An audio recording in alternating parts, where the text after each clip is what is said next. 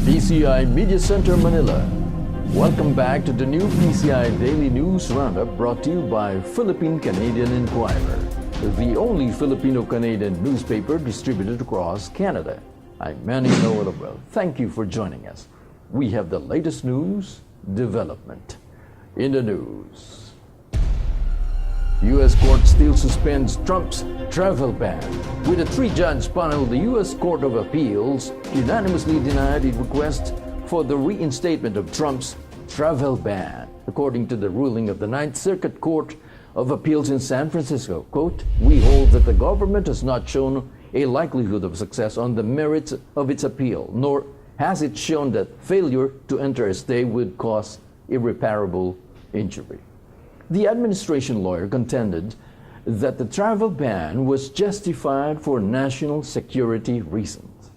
Meanwhile, the ruling contended that there is a need to look at the interest of the public in avoiding the separation of families, free flow of travel, and freedom from discrimination.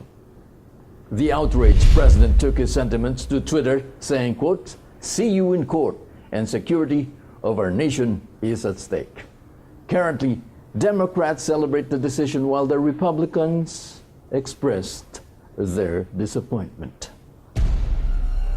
Government and Reds to reconsider positions on peace talks. After the Duterte administration declared an all-out war against the NPA, various attacks were cited in the following provinces: Bukidnon, Cagayan, and Benguet. During the aftermath of the attacks, CPP founding chair Jose Maria Sison appealed to President Duterte to continue the peace talks. In a statement from the now chief political consultant of the National Democratic Front, Sison said that both parties were making great progress as an initiative for a bilateral ceasefire that was introduced and guidelines were signed for a joint monitoring committee during the third round of talks last month. Meanwhile, some 103 members of the House of Representatives, including Vice President Leni Robredo, urged the president to continue the peace talks as well.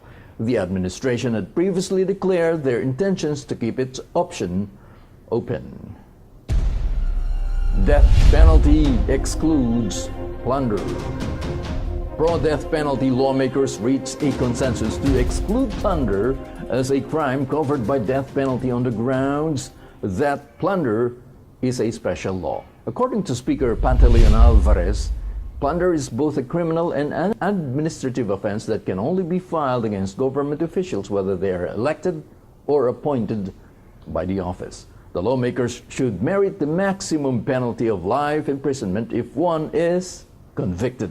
Meanwhile, the Senate is split on this issue regarding the matter, as majority of senators are leaning towards the non-revival of death penalty given various repercussions, including violating an international treaty.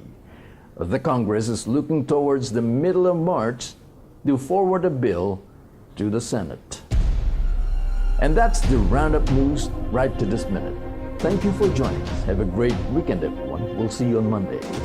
My name is Manny Noelabel. Thank you for joining us. Goodbye.